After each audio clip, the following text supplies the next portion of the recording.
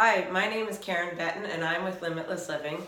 And in this week's newsletter, I want to share with you a tool that's really great for releasing tension in your back. But before we do that, I want to, especially your lower back, I want to pose a question to you. Why is stretching not always the most useful approach to experiencing more flexibility?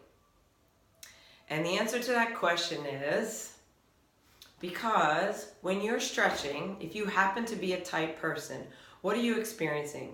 You're experiencing your inflexibility. You're experiencing exactly what it is you want to change. And psychologically, that can be a little bit of a frustrating experience.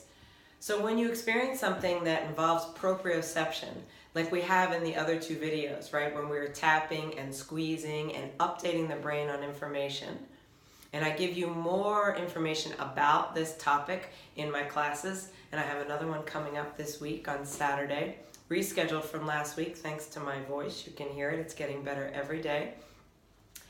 But proprioception actually creates the experience of flexibility through an ease, right? Rather than, sometimes you can see stretching as a fight between the mind and the body. And that's how it was for me. As I further along got into yoga, I would realize that I was fighting my body on a regular basis. So proprioception has been a really powerful tool in order for me to experience flexibility with more ease. And suddenly I get sort of excited and motivated and think, oh, that's how it is to feel more flexible. So it's just creating an experience from a different place.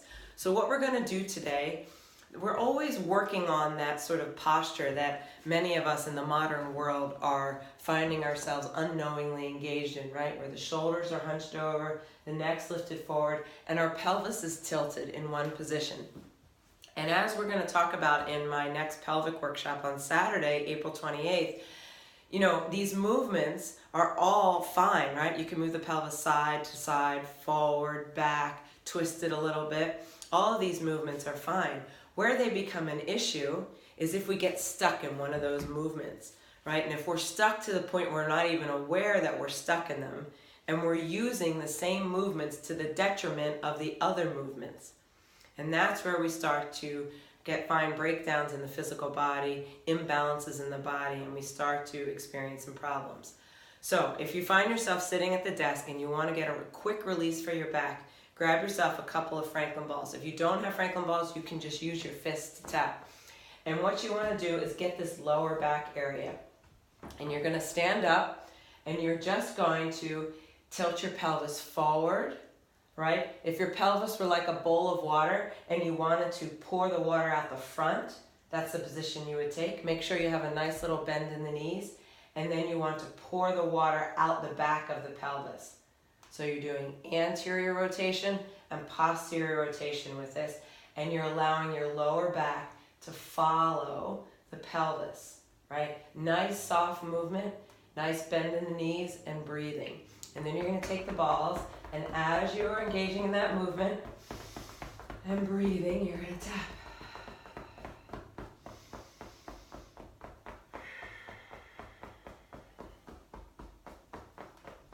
Now, good enough. Now you can laterally rotate as you are tapping. And nice breathing all around that lower back. And then a rotation, twisting side to side. And then that's enough. It just takes a couple moments. And then just notice your body, right? I instantaneously feel this lift in my lower back. The fibers feel alive, the muscles feel alive, and that actually changes the positioning that I feel in my chest, in my shoulders, in my arm, and in my neck. Right? Why the pelvis is so important, it's like the center of the car hub, right? You can move any other part of your body, maybe your wrist, and it's not going to have effect on the rest of your body. You move your pelvis, your spine's got a different story to tell, your neck's got a different story to tell. So learning about how to move the pelvis with more ease and to become deeply aware of our habit patterns and our behaviors that we engage in unknowingly is a really powerful tool to create change in your body and how you move.